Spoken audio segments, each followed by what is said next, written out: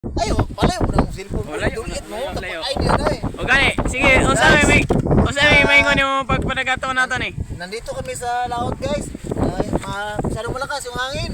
Ah, Tapos, yung alos, ang magalaw talaga. Yung mga isda nga, hindi po malaot kasi mayroon nung nakita nila sa weather na may bagyo paparating. Wow. Ang Pilipinas na days. Malaman namin kung papasok talaga